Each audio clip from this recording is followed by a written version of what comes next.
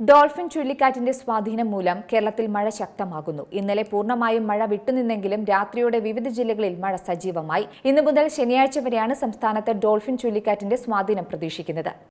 Pacific സമുദ്രത്തിൽ രൂപപ്പെട്ട dolphin ടൈഫൂണിന്റെ സ്വാധീനം മൂലം കേരളത്തിൽ മഴ ശക്തമാവുകയാണ്. ഇന്നലെ പൂർണ്ണമായും മഴ വിട്ടുനിൽക്കുകയായിരുന്നെങ്കിലും രാത്രിയോടെ വിവിധ ജില്ലകളിൽ നേരിയ തോതിൽ മഴ സജീവമായി. വിവിധ ജില്ലകളിൽ രാവിലെയും മഴ തുടരുകയാണ്. ചിലയിടങ്ങളിൽ ഇടിയോടുകൂടിയുള്ള മഴയും ലഭിക്കും. അതോടൊപ്പം വരും ദിവസങ്ങളിലും കേരളത്തിൽ മഴ ശക്തിപ്പെടാൻ സാധ്യതയുണ്ടെന്നാണ് റിപ്പോർട്ടുകൾ സൂചിപ്പിക്കുന്നത്. തൃശൂർ, എറണാകുളം, കോട്ടയം, പത്തനംതിട്ട, ഇടുക്കി എന്നീ ജില്ലകളിലാണ് അതിശക്തമായ മഴയ്ക്ക് സാധ്യതയുള്ളത്.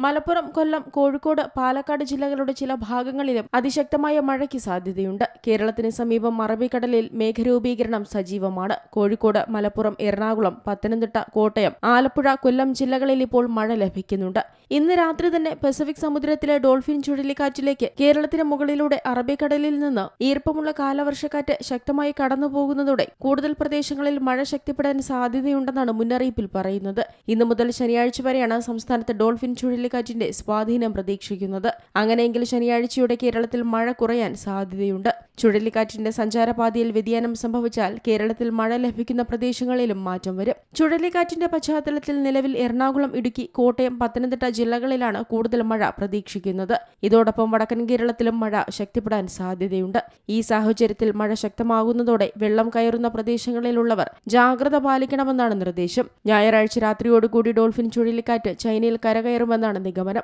ചൈനയിൽ കരകയറുന്നതിന് മുന്നോടിയായി ഏതാനും മണിക്കൂറുകൾ ദക്ഷിണ ചൈന കടലിൽ ചുഴലിക്കാറ്റ് നിലയുറപ്പിക്കാനും സാധ്യതയുണ്ട്. ഈ സമയം ചൈനയുടെ തീരദേശ മേഖലകളിലും തായ്വാനിലും മഴ ലഭിച്ചേക്കുമെന്നാണ് പ്രവചനങ്ങൾ. ചൈനയിലും തായ്വാനിലും പേമാരിയും ശക്തമായ കാറ്റും നൽകിയ ശേഷമാകും ഡോൾഫിൻ കരകയറുക. News desk Zee Malayalam news. ഏറ്റവും പുതിയ വാർത്തകളും വിശേഷങ്ങളും വിരൽത്തുമ്പിലറിയാൻ സീ മലയാളം ന്യൂസ് എല്ലാ ഡിജിറ്റൽ പ്ലാറ്റ്ഫോമുകളിലും ലഭ്യം.